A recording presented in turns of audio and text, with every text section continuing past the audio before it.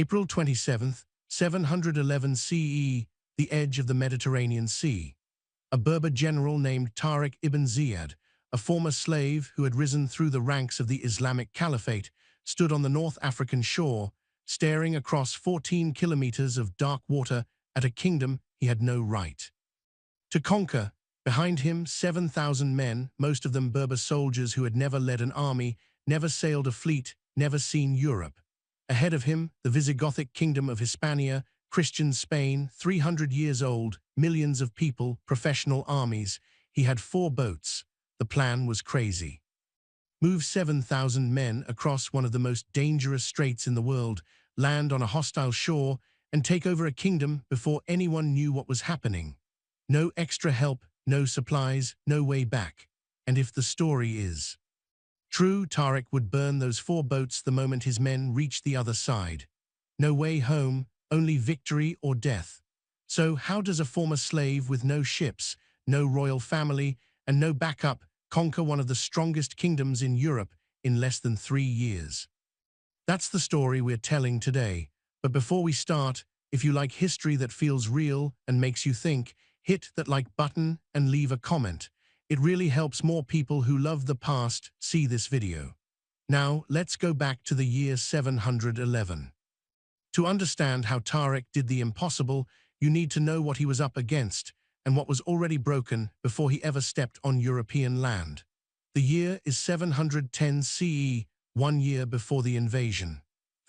Visigothic Kingdom of Hispania, what we now call Spain and Portugal, had ruled the Iberian Peninsula for 300 years. The Visigoths were a Germanic people who had settled there after Rome fell. They built churches, made a capital in Toledo, and created a kingdom that stretched from the Pyrenees Mountains in the north to the southern coast. From the outside, it looked strong and powerful, but inside, it was falling apart. King Witiza had just died. No one was sure how. Some said poison, others said he died naturally. It didn't matter. What mattered was what happened next. Witiza's sons thought the throne belonged to them. They had royal blood. They had support in the northern areas. They had the church on their side. But the Visigothic nobles in Toledo didn't care about family blood. They wanted a strong soldier, someone who could keep the kingdom together with force. So they picked Roderick, a duke from the south, a military leader who had spent years fighting Basque rebels in the mountains. Roderick took the throne. Witiza's sons said no, and just like that, the kingdom broke in two. Soldiers who once followed one king now followed two. Money stopped going to Toledo. Nobles chose sides. The church split. And in the far areas, local leaders started acting like little kings, taking whatever they wanted and ignoring orders from the capital. Meanwhile, the Jewish people who lived in many of Hispania's cities were treated very badly. They were forced to become Christians, their things were taken, whole families were moved. The Visigothic kings had made laws that said Jews were not equal. And by 710, many Jewish families were quietly hoping that any change, even a big one, might be better than this. So that was Hispania in 710. A kingdom fighting itself, led by a king half the country didn't accept, with whole groups waiting for anyone, to give them a way out. Now across the Strait of Gibraltar, that 14-kilometer strip of water separating Europe from Africa, another power was watching, the Umayyad Caliphate. In just 80 years, the Umayyads had built an empire that stretched from the Arabian Peninsula all the way across North Africa to the Atlantic Ocean. They had taken the Byzantine lands in the east. They had taken Egypt. They had pushed through the deserts of Libya and into the rich lands of Ifriqiya, modern-day Tunisia and Algeria. And now they were standing at the edge of the Mediterranean, looking north. The governor of Ifriqiya was a man named Musa ibn Nusayr. He was almost 60 years old, an experienced leader and general who had spent many years making the caliphate bigger. He was careful, patient, and very good at winning. Musa had taken the Berber kingdoms of North Africa not only with armies, but with smart plans, giving tribes a choice. Convert to Islam, join us, and share the riches, or fight and lose everything. Most converted. One of those new Muslims was Tariq, a Berber man who had shown himself smart, strong, and loyal. Musa made him governor of Tangier, a port city right at the edge of the world. From Tangier, on clear days, you could see the mountains of Hispania across the water. Tariq saw them and he began to dream, what if the caliphate didn't stop at the African coast? What if they kept going? It was a dangerous dream, the kind that could get a man killed if he said it to the wrong person. But in the winter of 710, something changed. Visitors started coming to Tariq's fortress in Tangier. They came quietly, at night, with hoods pulled low, and they brought news about a kingdom falling apart. One of those visitors had a name that history still argues about. Some old books call him Julian, Count of Ceuta, a Visigothic noble who ruled the last Christian land on the African coast. Others say he was a Byzantine officer left from the old Roman days. Some historians think he never existed at all, that he was made up later to give the invasion someone to blame. But someone brought information to Tariq that winter, someone who knew everything about Roderick's court, someone with secrets, and whatever his real name was. The news he gave was perfect. He told Tariq three things. First, Roderick's army was spread out. The new king was in the north fighting Basque rebels who wouldn't pay taxes. His best soldiers were with him. The southern coast, the part of Hispania closest to Africa, had very few guards. Second, Roderick's leaders didn't trust him. The men who had served Witiza, the old king, still wanted Witiza's sons. They wore Roderick's colors, but they might switch sides any day. Third, the Jewish people in the cities would not fight for Roderick. In fact, if an invading army promised to protect them, they might help. Tariq listened. He stayed calm. He asked clear questions. How many soldiers did Roderick have in the south? Which forts had many men? Which roads had guards? Where were the food stores? What were the distances between big cities? The visitor answered every question. When he left, Tariq didn't act right away. He was too smart for that. News from a person who switched sides is helpful, but it can be a trick. People lie. People make things sound bigger. People tell you what they think you want to hear. So Tariq sent his own men. Over the next few months, small groups of Berber scouts crossed the strait in fishing boats. They dressed as traders, shopkeepers, travelers. They walked through the markets of the southern Hispania cities, places like Malaga, Algeciras, Tarifa, and they looked around. They came back with stories that matched what the visitor had said. The guards were few and tired. The soldiers looked bored and lazy. In some towns, there were more Jewish families than Gothic soldiers. In others, the local people didn't even know there was a civil war starting in the north. One scout told something that stayed with Tariq. He had seen a Visigothic taxman chased out of a town by angry people. The man had tried to take grain for Roderick's army, and the townspeople said, "Leave or we will burn your cart." No soldiers helped him. That told Tariq everything. This wasn't a real kingdom. It was a bunch of areas barely held together by fear. And that fear was in the mountains, fighting rebels, not watching the coast. But Tariq couldn't attack Hispania on his own. He was a governor, not a king. He had to obey Musa ibn Nusia, and Musa had to obey the caliph in Damascus, more than 3,000 kilometers east. If Tariq wanted to cross that strait, he needed permission. So in the early spring of 711, he traveled south to meet his boss. Musa ibn Nusia's main city was in Kairouan, a city in what is now Tunisia. It was the center of Ifriqiya, a busy place with stone yards, water systems, and lots of money. Musa had become rich ruling this land. He had big houses, servants, and treasure that could match some kings, but money wasn't enough for him anymore. Musa had worked his whole life in the shadow of bigger men. He had served caliphs, fought their battles, made their land bigger, and watched younger leaders get the praise. He was almost 60 now. Most men that age were ready to rest and die quietly with family. Musa wanted to be remembered forever. When Tariq arrived, Musa met him in a private yard. No servants, no writers, just the two of them. Tariq didn't waste words. He explained the problems in Hispania, the broken kingdom, the weak guards, the angry leaders, the hurt Jewish people. He explained the land, the short strait, the close southern coast, the big prize of owning the whole land. Then he asked, If we move now before Roderick gets strong, we can take the south in weeks, make a safe spot, force him to fight 2 wars. And if the kingdom breaks like my spies say, we won't just take the coast, we'll take the whole land. Musa didn't answer fast. He was careful. He had seen big plans fail before. You're talking about attacking Europe, Musa said. Not a quick raid, not looking around, a real attack. Do you know what that means? I do. If you fail, the Caliph will ask me why I said yes. He'll want to know why I let Muslim soldiers die for nothing. I won't fail. Musa looked at him hard. Tariq wasn't bragging. He wasn't trying to look good. He was saying it like a fact, like saying the sky is blue. How many men do you need? Musa asked. 7,000, mostly foot soldiers, enough horse soldiers to move fast and light. 7,000 men to attack a kingdom of millions.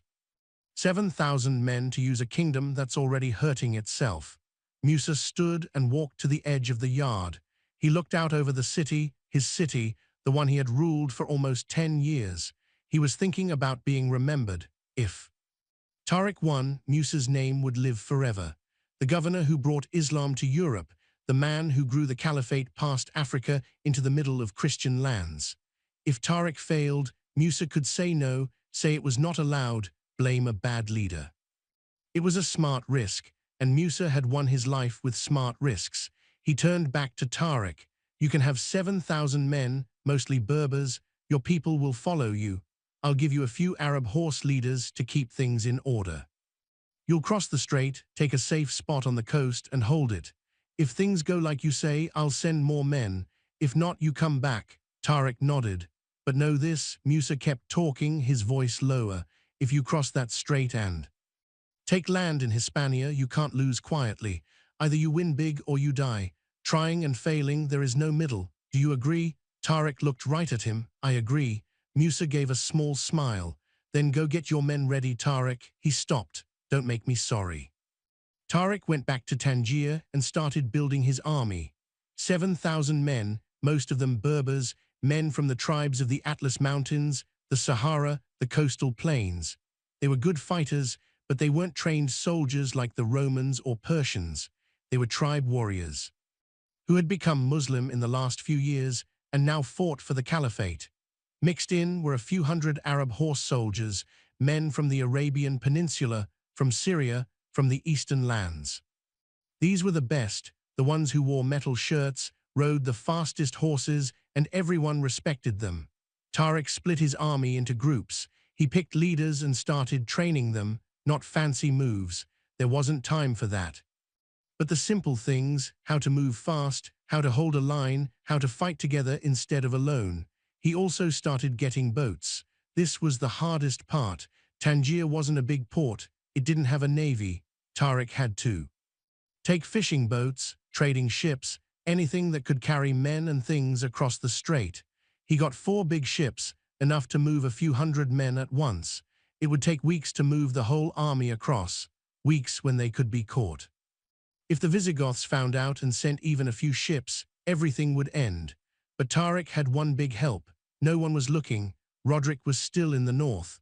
The southern guards were few and far apart, and the Visigothic navy, once strong, had become weak. After years of no money and no care, by late April 711, everything was ready. Tariq gathered his men on the beach outside Tangier. He didn't give a long talk. He didn't need to. These men knew what they were doing. We are crossing tonight, he said. Sea is behind us. The enemy is ahead. If we take land, we keep it.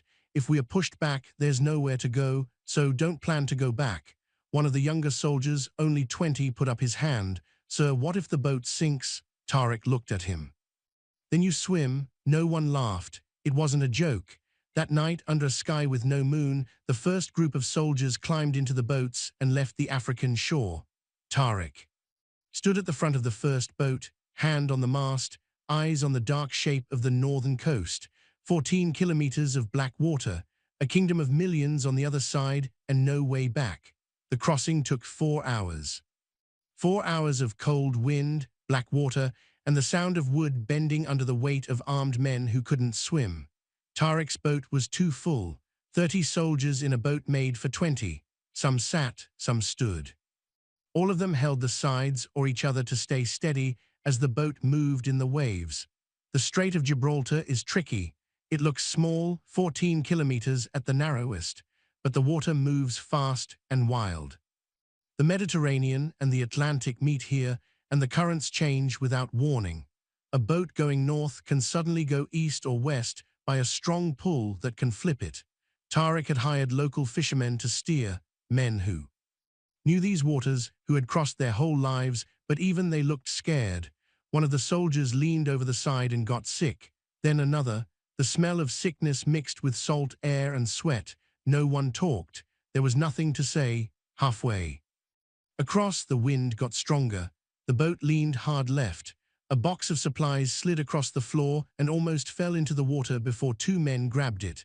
Someone whispered a prayer in Tamazight, the Berber language. Others joined in Arabic. Tariq didn't pray, he kept his eyes on the northern shore, watching the dark mountains grow bigger little by little. By the time the first boats reached the coast, the sky was getting light. Dawn was maybe an hour away. They landed at the bottom of a huge rock that stuck out like a fort made by God. It went almost 400 meters straight up. You could see it for kilometers all around. The Greeks had called it one of the pillars of Hercules, the end of the known world. To the Phoenicians, it had been a holy place. To Tariq, it was a safe start. His men pulled the boats onto the small beach and fell down. Some kissed the ground, others just sat quietly, soaking wet, cold, and shaking. Tariq didn't let them rest long. Get up, he said. We are easy to attack here. I want guards on the high ground, scouts east and west along the coast. Everyone else, empty the boats and send them back. We have 6,000 more men to bring over. It took 3 weeks. The plan worked like this. The boats would cross at night with soldiers, then come back at dawn with the current. During the day, they'd go again with food, weapons, water, medicine, then back again, over and over. Tariq made a clear plan so the boatmen wouldn't get too tired. He also put scouts on both sides of the strait to watch for Visigothic boats. None came. The southern coast of Hispania had so few guards that Tariq's men moved freely. They looked at nearby towns, drew maps of roads, found which forts had men and which were empty. One of Tariq's officers, an Arab horse leader named Mujith al-Rumi, came back after looking at the town of Algeciras, about 10 kilometers north.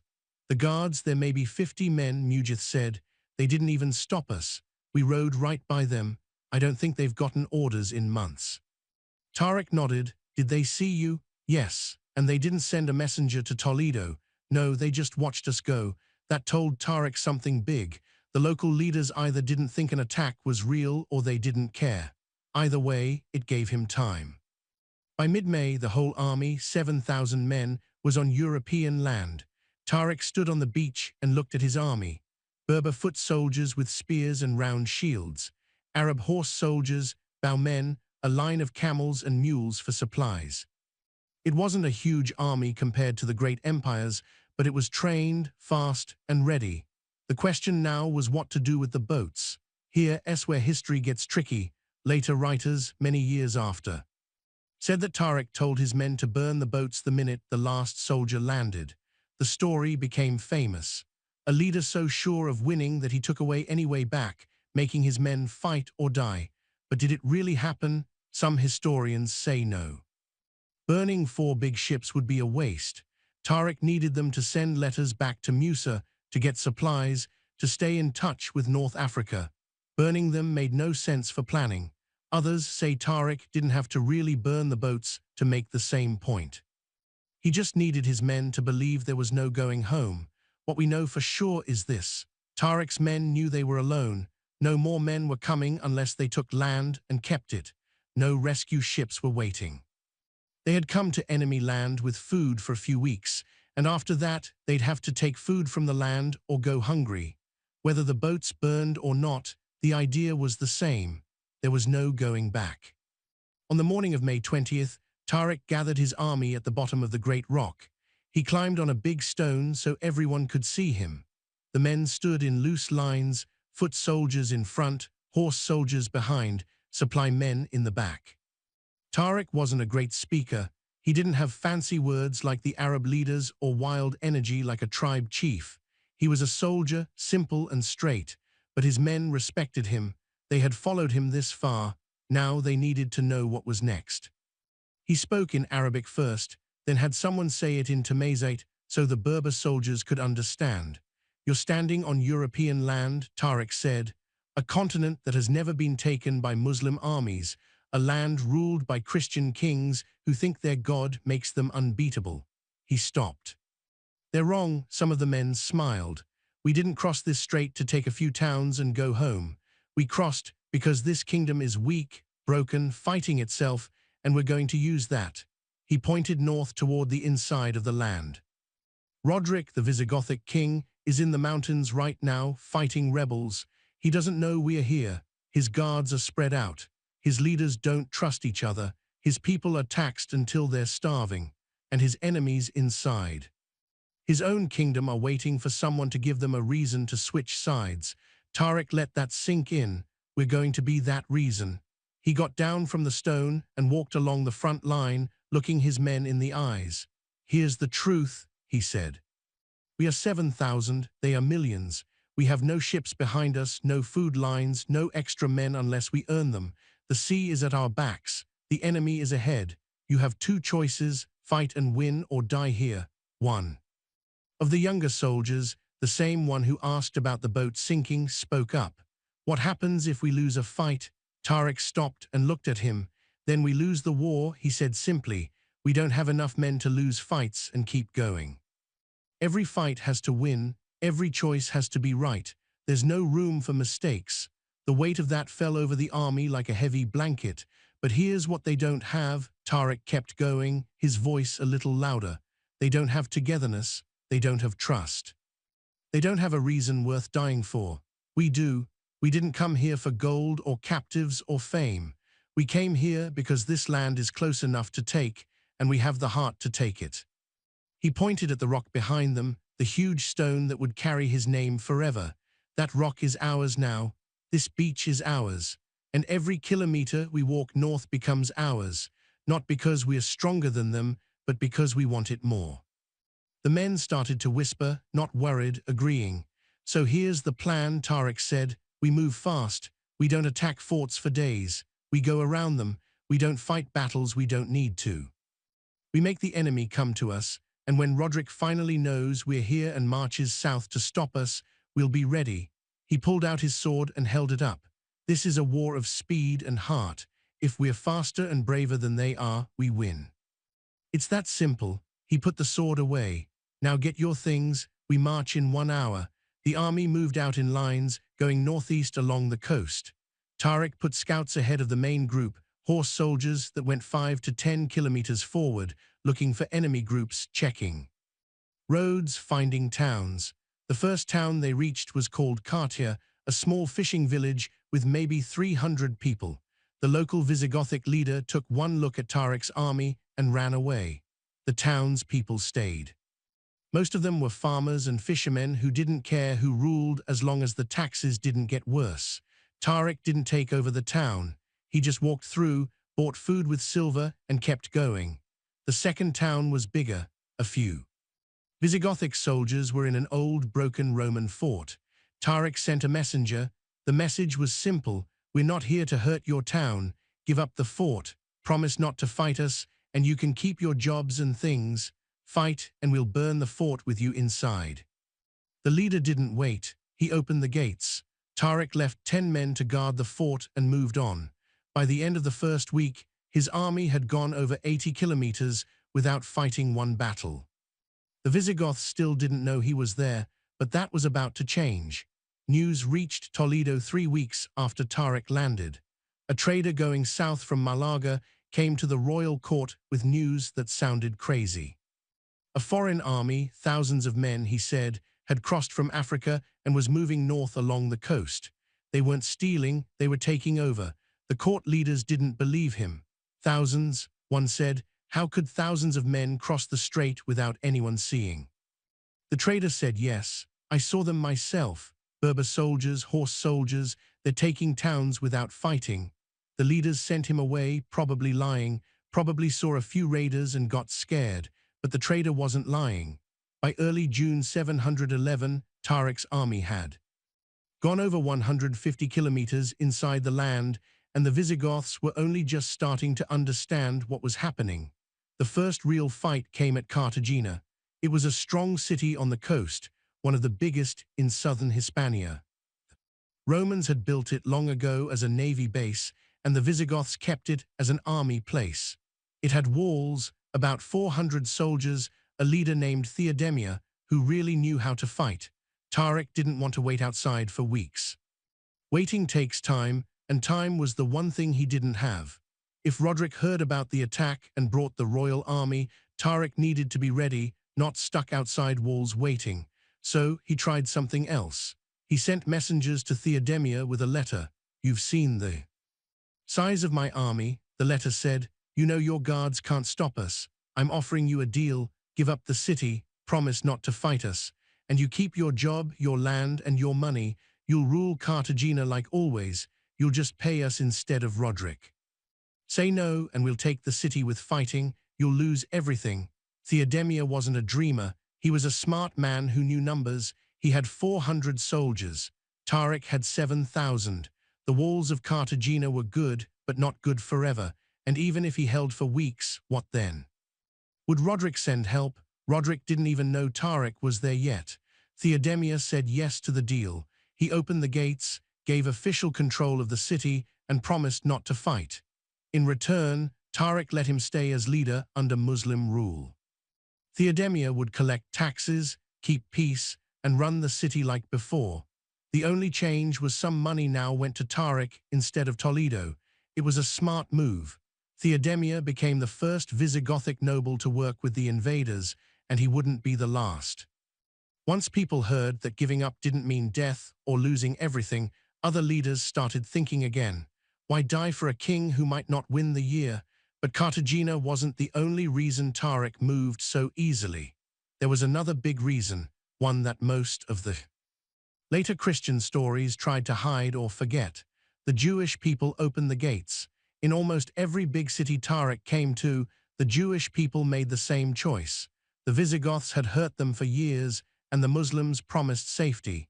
Under Visigothic rules, Jews were not equal. They couldn't have important jobs. They couldn't speak against Christians in court. Their children were taken and made Christian. Their things could be taken for no reason.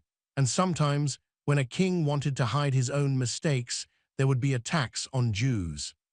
Under Islamic rules, Jews were protected people. As long as they paid a tax and didn't fight the state, they could follow their religion, own things, and run their own groups. It wasn't perfect, but it was better than before. So when Tariq's army came to the city of Asija in mid-June, the Jewish people sent men to meet him outside the walls.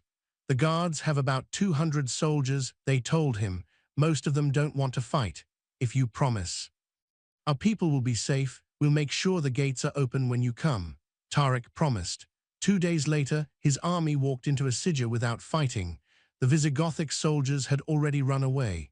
The Jewish fighters, using whatever weapons they had, were waiting inside to help keep peace. Tariq left 30 men to guard the city and kept going. The same thing happened at Malaga, at Cordoba, at Evora. Jewish people didn't just give up. They helped the attack. They gave secret news. They guarded taken cities so Tariq's soldiers could keep moving. They gave food and water. Some later Christian writers would call this betrayal, but for the Jewish people, it wasn't betrayal. It was staying alive. They weren't helping strangers destroy their home. They were helping change one ruler for another that treated them like people. By late June, Tariq controlled most of the southern coast and was moving inside toward the center of the Visigothic Kingdom. His plan was simple: move fast, skip long fights at forts, take what people give, and make the enemy come to you. It was working. Towns that might have fought gave up without a battle. Guard leaders left their posts. Local people, tired of years of war and bad rulers, didn't try to stop him, and Roderick still didn't know. He was 500 kilometers to the north, camped in the mountains with his army, fighting a Basque rebellion that had gone on for months. But someone finally told him. A messenger from Toledo came to Roderick's camp in early July with an urgent letter from the royal court. A foreign army has attacked the south. They've taken Cartagena, Isija, Cordoba, and Malaga. They're moving towards Seville. Roderick didn't believe it at first. "How big is this army?" he asked. "Reports say 7,000, maybe more, and no one stopped them." "The guards gave up, my lord, some without fighting." Roderick's face got hard. He right away stopped fighting the Basques and started marching south with the whole royal army, about 25,000 men. It would take him 2 weeks to get south. Tariq knew he was coming. On July 10th, Tariq's scouts said a huge Visigothic army was moving south from the inside. Royal flags, heavy horse soldiers, thousands of foot soldiers. This was it. The big risk had worked. Tariq had pulled Roderick out of the mountains and made him fight where Tariq wanted. But now came the hard part. Tariq had 7,000 men. Roderick had 25,000. On paper, it wasn't even close. Tariq met his leaders in a field outside the city of Isnar Fronta. They put a rough map on the ground, just cloth with charcoal lines showing roads and rivers. "Roderick is moving fast. Tariq said he'll be here in less than a week. We have 2 choices. Go back to the coast and build defenses or meet him in open fight." One of the Arab horse leaders, Mujath al-Rumi, shook his head. "If we go back, we lose everything we've taken. The towns will go back to Roderick the minute we leave. We'll be stuck on the coast with our backs to the sea." "And if we fight?" another leader asked. "We're outnumbered 3-1, 4-1, Mujath fixed him. Tariq looked at the map. "Roderick has more men," he said, "but he doesn't have trust. Half his army is farmers and town people made to fight. The other half are nobles who hate each other. Some of them still want Wittaz's sons. If we can break his line, his army will fall apart." "That's a big if," someone said quietly. Tariq nodded. "It is, but we didn't cross a sea and take half a kingdom just to hide on a beach." He pointed to a place on the map near a river called the Guadalete. "We'll meet him here, open land, big enough for his horse soldiers to move, but not so big that he can go around us. We hold the middle, make him fight hard, and wait for his army to crack."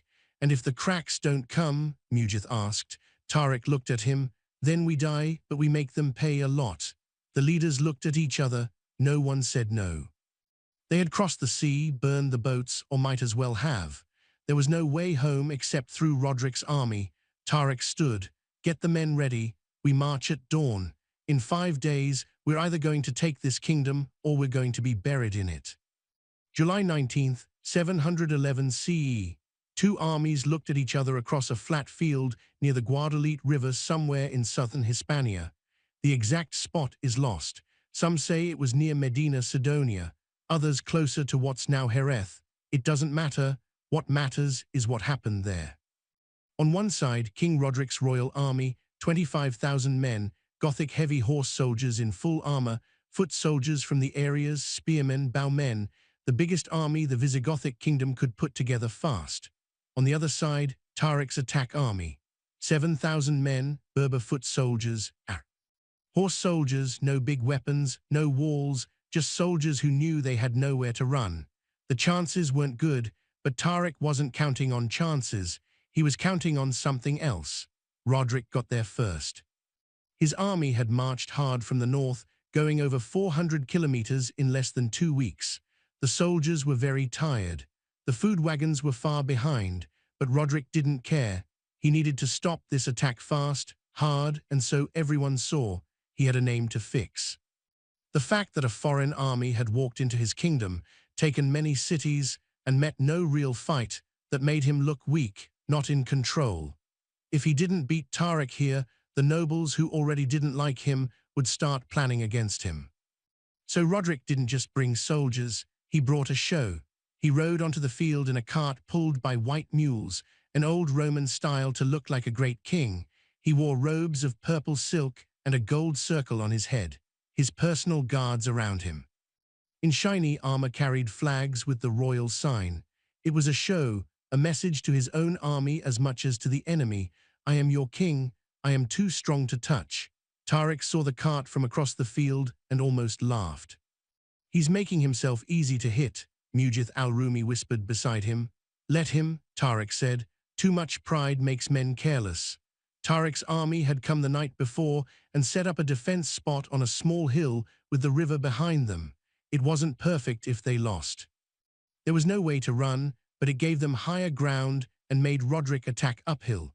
Tariq put his men in a simple line, foot soldiers in the middle, standing close with shields touching, horse soldiers on both sides. Bowmen behind the foot soldiers, ready to shoot arrows over their heads. No extra men, no secret plans, just a strong line that would hold or break. The men were quiet. Some checked their weapons again and again. Others said prayers softly. A few looked across the field at the huge Visigothic army getting ready in front of them and wondered if they had made a big mistake. Tariq walked the line. He stopped.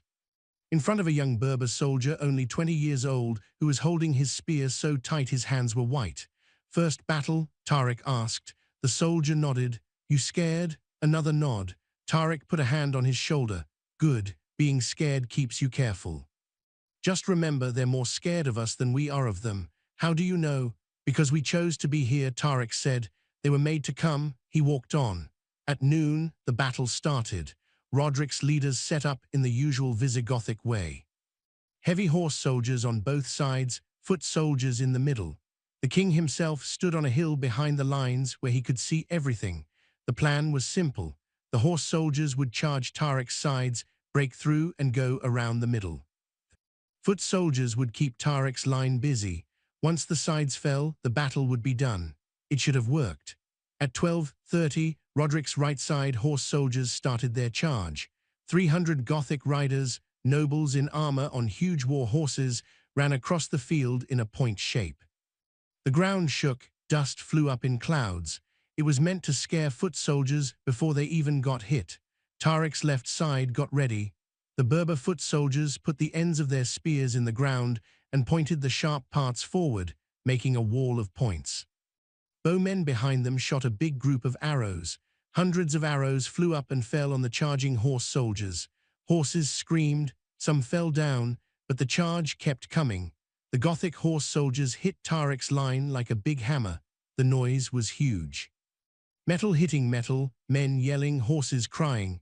The first row of Berber foot soldiers was smashed under the weight of the charge. Soldiers were stepped on, stabbed, pushed back. For a moment, the line started to break. Roderick, watching from his hill, smiled, but Tariq had planned for this. He had kept his Arab horse soldiers ready, hidden just behind the hill, out of sight from the Visigothic leaders. As the Gothic charge slowed down, stuck fighting the foot soldiers, Tariq gave the sign.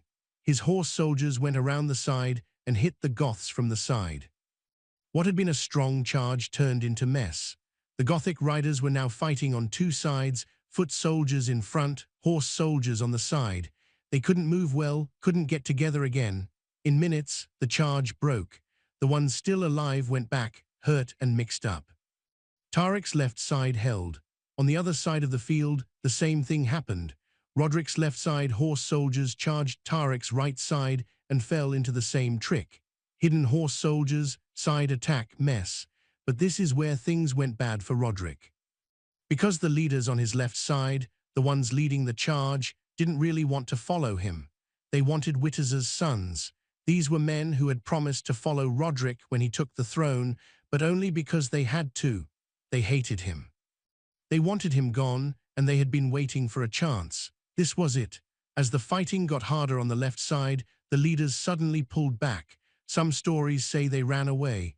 Others say they turned and fought Roderick's men. Either way, it was the same. Roderick's left side fell apart, not because they lost, but because their own leaders left them. Fear spread through the Visigothic lines. Soldiers on the left saw their leaders going away and thought the battle was lost.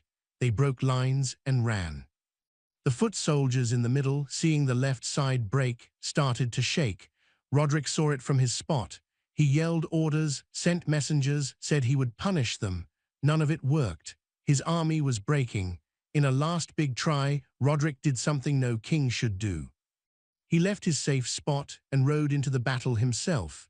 He came down from the hill, left his cart, got on a war horse, and charged into the middle of the fighting with his personal guards around him. It was a last, crazy try. to make his men fight by showing himself. No one knows exactly what happened next. What we know is that Roderick was never seen alive again. Some old books say he was killed in the fighting, hit by a spear or sword, and died fast. His body lost with thousands of others. Others say he tried to run, got to the Guadalete River, and drowned trying to cross in heavy armor. A few say he got away and lived hidden, but there's no proof. The only thing found the next morning was his horse, no rider, covered in blood, walking the battlefield with an empty seat. By night, the Visigothic army was gone. The running away became total panic. Soldiers threw down their weapons and ran. Leaders left their men. Whole groups broke apart. Tariq's horse soldiers chased them for kilometers, killing anyone who couldn't run fast enough. The field was full of dead. Later, writers, both Muslim and Christian, said the dead were too many to count. Rivers of blood, one story said, so many bodies you couldn't see the ground. Today's experts think Visigothic deaths were between 10,000 and 15,000 men. Tariq's losses were big too, maybe 2,000, but he could keep going. He had risked everything on this one day, and he had won. That night, Tariq stood alone on the battlefield. His men were camped a few hundred meters away, happy, singing, yelling. They had done the impossible, beat an army 4 times bigger, broke a kingdom. But Tariq wasn't happy. He walked among the dead, Visigothic soldiers still in their armor, faces stuck in looks of fear or pain. Young men, farmers who had been forced to march south, nobles who had died for a king they didn't like. One of Tariq's officers found him there. "Sir, the men want you. They want to hear you talk." Tariq didn't look back. "Tell them to rest," he said quietly. "This isn't over, sir. Roderick is dead, but his kingdom is. There are still cities, still armies, still nobles who will try to keep what's left." He finally looked at the officer. "We won a battle, not a war. Tell the men we march at dawn." News of Guadalete spread fast. In days, every city in southern Hispania knew King Roderick was dead. His army was gone, the Visigothic royal family broken, and the man who did it was marching north. After Guadalete, there was no one left to stop him. That's the thing about kingdoms run from one center. Cut off the head, the body doesn't know what to do. Roderick was dead. His royal army was broken, and every Visigothic leader from the Pyrenees to the southern coast had to decide. Do I fight for a kingdom with no king, or do I save myself? Most picked saving themselves. The first big city to fall was Cordoba. It sat on the Guadalquivir River, one of the richest cities in Hispania, a center of trade and government, Roman walls, a gut of around 700 soldiers, a leader who still thought the kingdom could be saved. Tariq came to the walls in late July with his whole army. He didn't wait weeks for a long fight. He had speed now, and speed dies if you stop. So he brought his few big weapons, simple rams and ladders, and attacked right away. The defenders fought for 3 days. On the afternoon of the 3rd day, part of the wall fell from hitting it again and again. Tariq's foot soldiers ran through the hole. The Visigothic guards tried to fight in the streets, but they were fewer, tired, and hopeless. By night, the city was taken. Tariq gave clear orders: no stealing, no hurting people. Anyone who gave up was safe. He needed these cities working. Burning them would make him a winner with nothing to rule. The leader of Cordoba was caught trying to run through a side gate. Tariq had him brought to the main square. "You fought well," Tariq told him. "Your men did their duty, but it's over. Promise not to fight again, and you can go free." The leader stared at him. "You want me to give up on my king?" "Your king is dead," Tariq said. "You're not giving up on him. You're staying alive after him." The leader did not promise. He was put in prison instead. He was one of the few Visigothic nobles who chose to stay loyal instead of being smart. Tariq left 200 men to guard Cordoba and moved on. Isidja didn't even try to fight.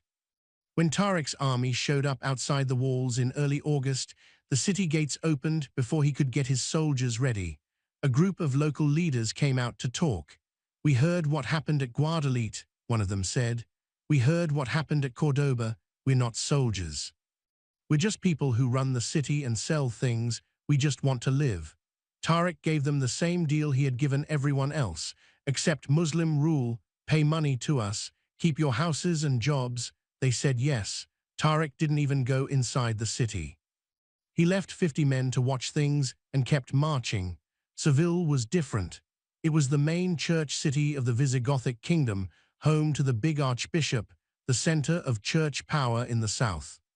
The walls were strong, the guards had plenty of food, and the people inside thought God would keep them safe. Tariq put the city under siege in the middle of August. For 4 weeks, his soldiers stayed all around the city, stopped food wagons from coming in, and tried small attacks on the gates. The people inside held on. They had enough food for months. They had water from wells inside the walls. They were not going to go hungry soon, but no help was coming either. Inside Seville, the leaders could not agree. The army commander wanted to fight until the last man. If we hold long enough, he said, the nobles in the north will get together. They will make a new army, we just have to wait. But Archbishop Opaz, Witiz's brother, the same man who had been against Roderick from the start, saw it differently. There is no army coming, Opaz said in a meeting. Roderick is dead. The royal family is broken. The nobles in the north are fighting each other, not the invaders. If we stay inside until we have no food, we die for nothing. We die for our faith, the commander said back. Our faith does not want us to be stupid, Opaz answered. They argued for days. Finally, Opaz decided on his own. He sent a messenger to Tariq with an offer. The church would give up the city if they got promises of safety. Tariq said yes to a meeting. The talk happened in a tent outside the city walls. Opaz came with 2 other church leaders and a writer. Tariq brought Mujith al-Rumi and one of his Arab horse commanders. Opaz got right to it. What do you want from this city? Obey us, pay money, live in peace. And what do we get? Your lives, your churches, your things. You can keep your religion, lead your people, and live like before just under our rule. Opaz looked at him for a long time. And if we say no? I wait until your food runs out or I get tired and break down the gates. Either way, you lose. Opaz nodded slowly. If I open the gates, the army commander will say I betrayed everyone. Then don't let him stop you. 2 days later, Opaz and some church leaders quietly opened a small side gate at night. Tariq's soldiers went in, took the walls, and by morning, the city belonged to the Muslims. The army commander locked himself in the fortress with 100 loyal men and said no. Tariq gave him 3 days to change his mind. On the 3rd day, his own men gave him up so they would be safe. Seville had fallen. By September, Tariq controlled every big city in southern Hispania, but there was one place he had not taken yet. The one that mattered most, Toledo, the capital. It sat in the middle of the land, up on a hill, with the Tagus River all around 3 sides, a natural fort. It was the center of Visigothic power, where the king's money was kept, the symbol of the whole kingdom. If Tariq took Toledo, the war was over. He started marching north at the end of September with all his men. As his army went through the countryside, they passed towns and villages that had already heard the news. Some people ran to the hills. Others stayed and watched the soldiers go by, quiet and not sure what to do. No one tried to stop them. When Tariq got near Toledo in early November, he thought there would be a big fight, a last stand, guards ready to die. Instead, the gates were open. The city was empty. Tariq walked in on foot through streets with no people, closed houses, and quiet shops. The Visigothic nobles had run away. The guards had left. Even normal people had mostly gone, taking what they could carry and going north to the mountains where Muslim horse soldiers could not go easily. The royal palace stood in the middle of the city, a huge place of stone rooms, open yards, and government buildings. Tariq walked through it slowly. His boots made loud sounds on the marble floors. In the throne room, he found the king's chair, made of dark wood with gold and white pieces, covered in purple cloth. It was empty. In the money room, he found the kingdom's riches. Boxes of gold coins, silver plates, jewels, special weapons. And in a locked room under the palace, his men found something else, the Table of Solomon. It was huge, more than 3 meters long, made of pure gold and covered with green emeralds, red rubies, and white pearls. People said the Romans took it from Jerusalem long ago. The Visigoths took it when they took Rome. Now it belonged to Tariq. It did not matter if it was really from the Bible or just a fancy Visigothic thing. What mattered was what it meant. Tariq stood looking at it. Three great powers had owned this table: Rome, the Visigoths, and now the Umayyad Caliphate. One of his officers came up. "Sir, what do we do with it?" Tariq thought for a moment. Finally he said, "We send it to Damascus. Let the Caliph see what we have taken." By the end of 711, less than 8 months after Tariq landed on the southern coast, the Visigothic Kingdom of Hispania was basically gone. Roderick was dead. Toledo was taken. The royal people had run away. The army was destroyed. What was left were small groups fighting in the northern mountains: Asturias, Galicia, the Basque lands. Visigothic nobles who would not give up went there where the land was too hard for Tariq's horse soldiers. They were not dangerous yet, but they were still there. In the mountains, a Visigothic noble named Pelagius was quietly bringing together what was left of the old kingdom. He did not have a big army or much money, but he had a reason to fight. 30 years later, that reason would start the Reconquista, a fight that would last 800 years. But in late 711, none of that mattered. Tariq had done what no one thought possible. He crossed the sea with 7,000 men and took a kingdom of millions in less than a year. He controlled Hispania from the southern coast to the capital. He had money, land, and a win so big it felt like a dream. And that is when things started to go wrong. Winter 711, Kairouan, North Africa. Musa ibn Nusair sat in his palace reading letter after letter from Hispania. With each one, he held the paper tighter. Tariq had taken Cordoba, Seville, Toledo. The Visigothic king was dead. The kingdom had fallen. The small attack Musa had allowed had become a full conquest. And Tariq had not asked permission for any of it. Worse, Tariq had sent letters straight to Caliph al-Walid in Damascus, skipping Musa completely. That hurt the most. Tariq had made Musa look small. The Caliph was hearing about the great win from Tariq's messengers, not from Musa. In Damascus, people thought Tariq was the hero. Musa was just the governor who gave him a few boats. One of Musa's helpers came in. "Sir, another letter from Hispania. Tariq says he took the royal money room. He wants more people to help run the land." "I don't care what he wants," Musa cut him off. The helper stopped talking. Musa stood and walked to the window looking over the city. He was 60 years old. He had spent many years making the caliphate strong in North Africa, fighting wars, making deals, running lands. And now a Berber man he had freed and helped was going to get all the praise for the biggest win since the Prophet's time. "Get an army ready," Musa said quietly. "Sir, 18,000 men, mostly Arab soldiers. We are crossing the strait." The helper was surprised. "You are going to join the fight?" Musa turned around. His face was hard. "I am taking charge of it." Spring 712. Tariq was in Toledo when the news came. One of his scouts rode fast into the city, got off his horse, and went straight to Tariq in the royal palace. "Sir, Musa ibn Nusair has crossed the strait. He is in Hispania with 18,000 men." Tariq looked up from the map he was studying. "When?" 3 weeks ago. He landed at Algeciras and is moving north. He is taking cities we passed: Medina Sidonia, Carmona, Merida. He is about 200 kilometers south of here. Tariq did not show any feeling. He just nodded slowly. Mujith al-Rumi was standing nearby. "Is he coming to help us?" "No," Tariq said quietly. "He is coming to take my place." Musa's march north was on purpose. He did not follow the same roads as Tariq. He did not take cities Tariq already had. Instead, he made his own way, attacking forts Tariq had gone around. It was a message: "I am not following you. I am fixing what you did wrong." Merida held out for weeks. Musa himself watched the siege and brought big machines. When the city fell, he made sure the letters to Damascus said he did it, not Tariq. By the time Musa got to Toledo in June 712, he had taken many cities and made his own strong place.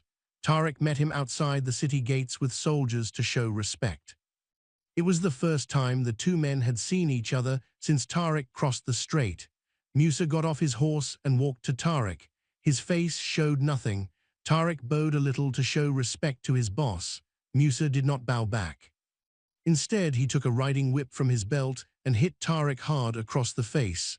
The honor guards stopped moving. No one did anything. Tariq stepped back.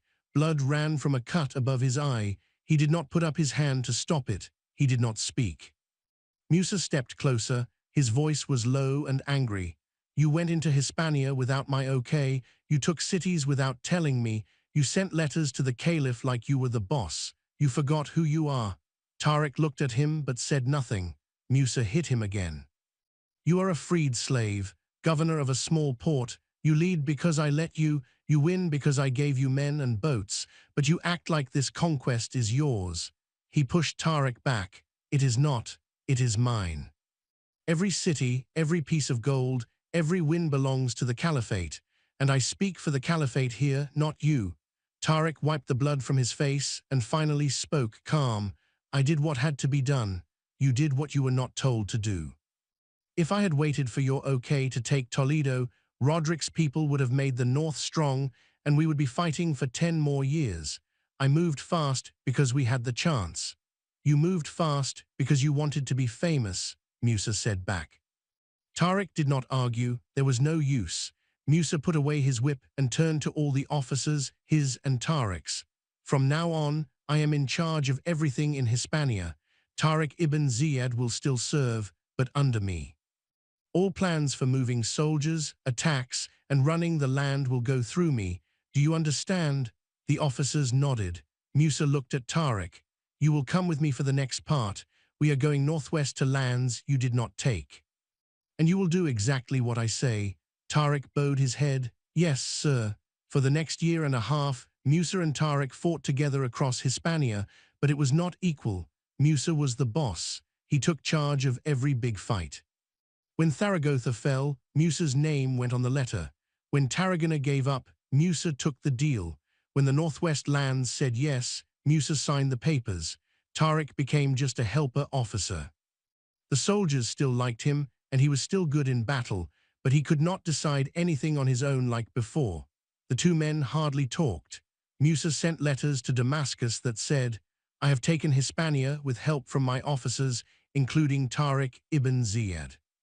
He did not lie, he just made himself the main person, and it worked. By the end of 713, the Umayyad Caliphate controlled almost the whole Iberian Peninsula. Only small mountain places held out. They did not matter for now. Musa had his big name in history. But someone in Damascus was watching and getting worried. Late 713, a messenger came from the east with a sealed letter from the Caliph for both Musa ibn Nusa and Tariq ibn Ziyad.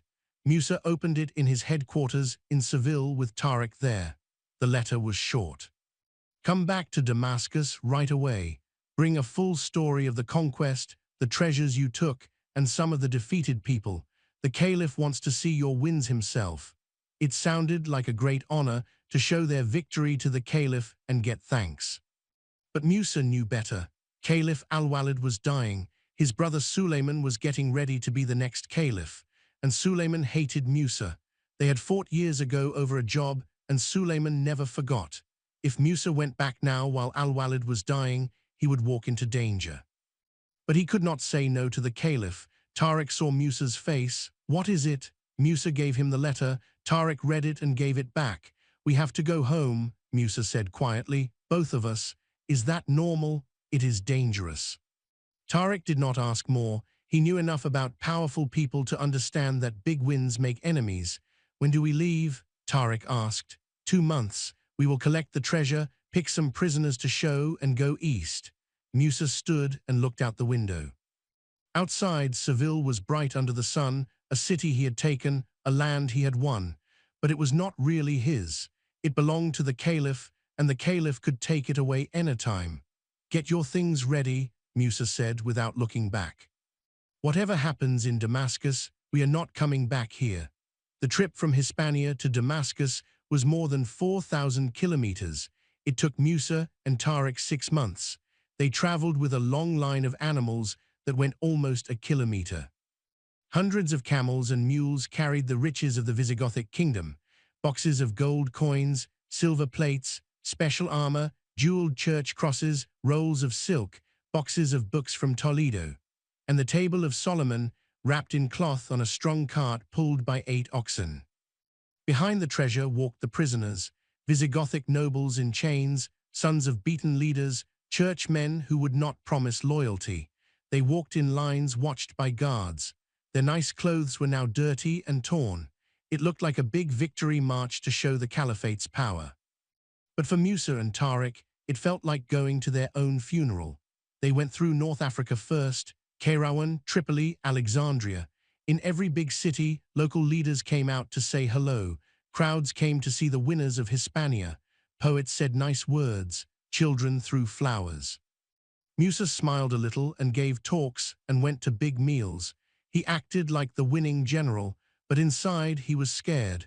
Every few weeks, a new messenger came from Damascus. Caliph Al-Walid was getting worse. He could not get out of bed.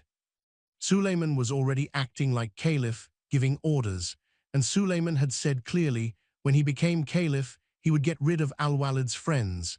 Musa was high on that list. One night in the desert outside Alexandria, Musa called Tariq to his tent. It was late. Only one lamp was burning. Musa poured water into 2 cups and gave one to Tariq. "Do you know why Suleiman hates me?" Musa asked. Tariq shook his head. "Years ago, when Al-Walid was getting strong, I said in front of everyone that Suleiman should not be caliph.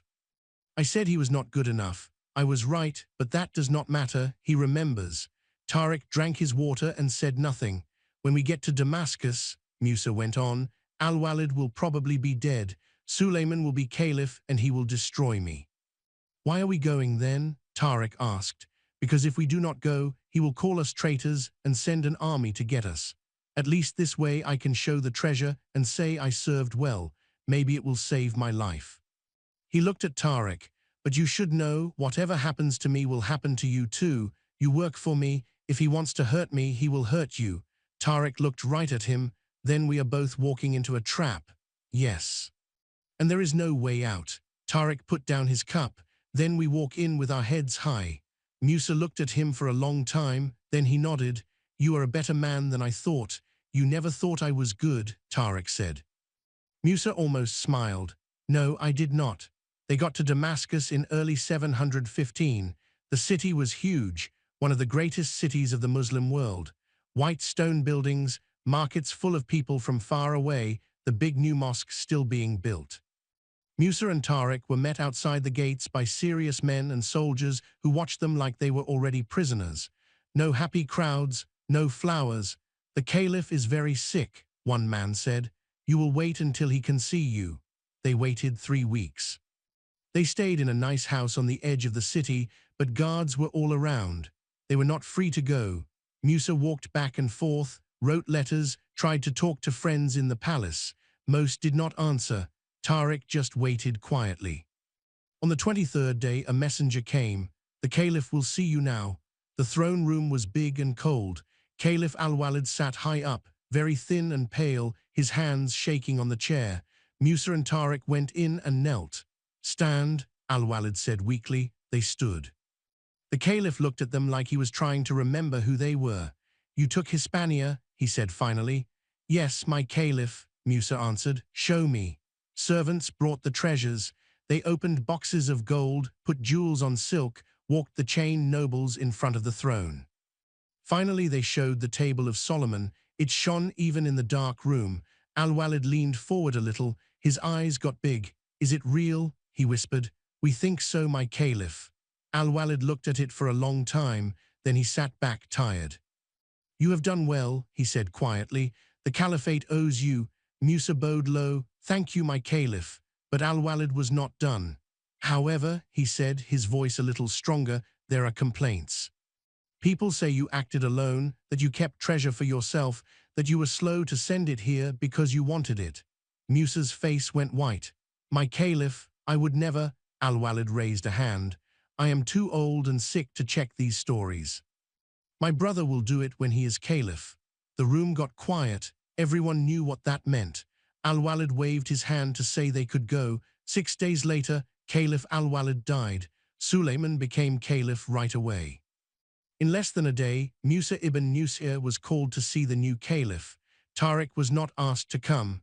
What happened in that meeting was never fully written down, but we know the result. Musa lost all his jobs, his houses and land were taken. He had to pay a huge fine he could not pay. He was shamed in front of everyone in the big mosque. The official reason was stealing and not obeying. The real reason was revenge. Suleiman wanted to hurt the man who had said bad things about him. Musa had to give back money that was never missing. When he could not pay, everything he had left was taken.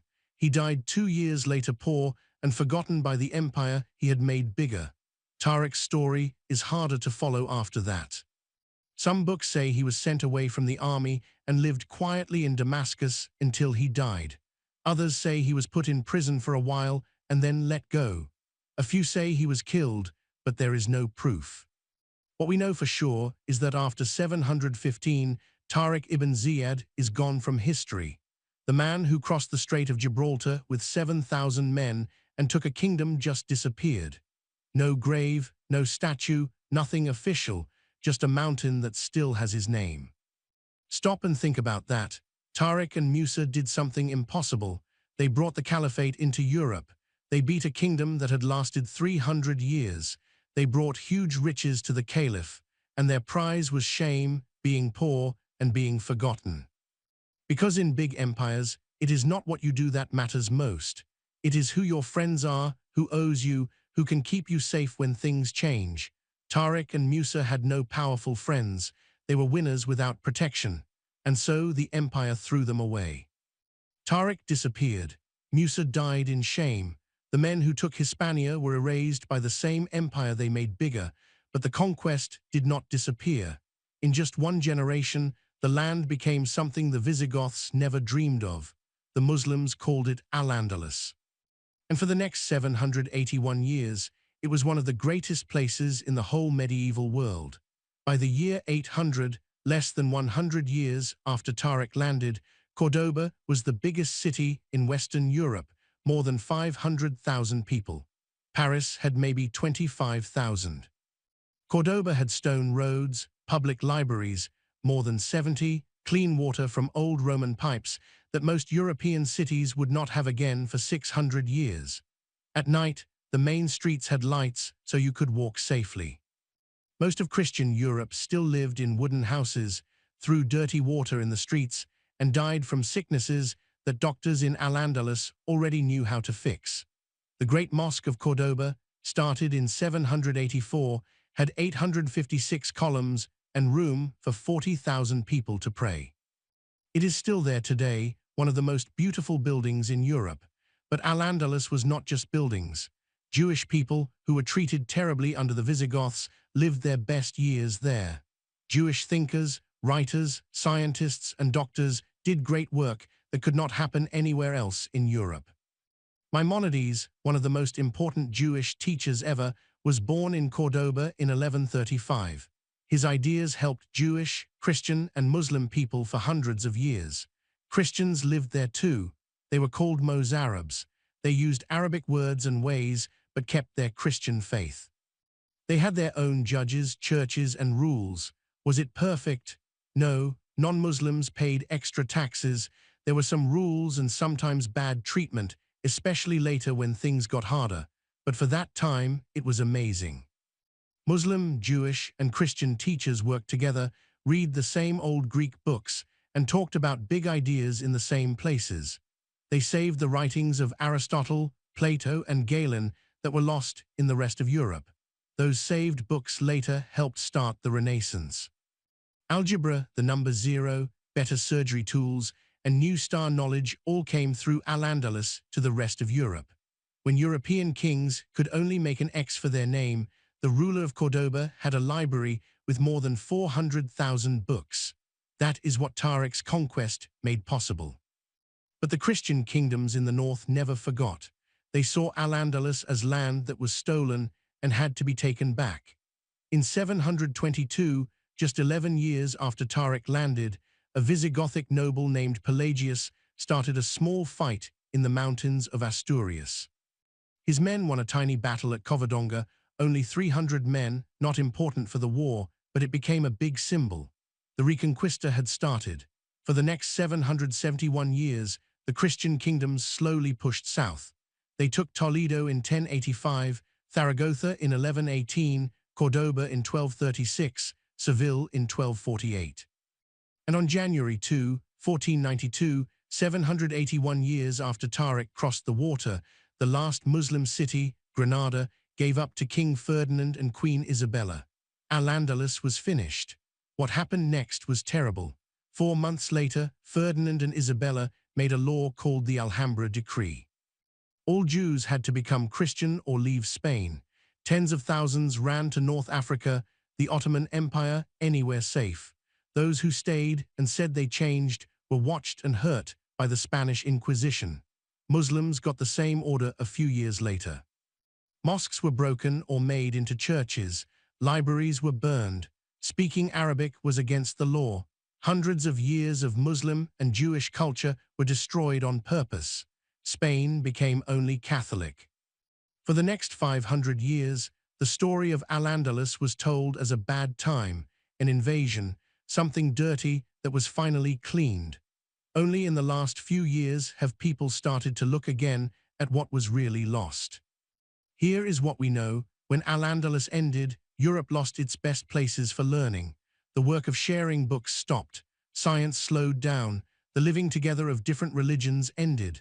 Spain sent away or killed many of its smartest and hardest working people. Money got bad. Learning got weak. And the way Christians and Muslims saw each other became full of hate that we still feel today. You can still see signs in modern Spain. 8% of Spanish words come from Arabic. The beautiful buildings in Andalusia. The Alhambra Palace in Granada, visited by millions, a reminder of a time Spain tried to make everyone forget. And you see it in today's talks about religion and who belongs in Europe. It all goes back to 711. Tariq ibn Ziyad crossed a small strip of water with 7,000 men and no way home. He broke a kingdom in less than a year. He started a new world that lasted almost 8 centuries. He began fights that are not over yet. And he got nothing, no grave, no thanks, just his name on a rock. But that rock is still there. Gibraltar, Jabal Tariq, standing between 2 continents, marking the place where a freed slave made a choice that changed everything. History did not remember Tariq the way he should be remembered. But it could not erase what he did. If this story made you see the past in a new way, if it made history feel real, like real people making hard choices, share it. Leave a comment. Tell me what part stayed with you. And subscribe, because we are going to keep finding the moments that changed the world, the ones not in school books, the ones that got hidden, the ones that still matter. Thanks for listening. See you in the next one.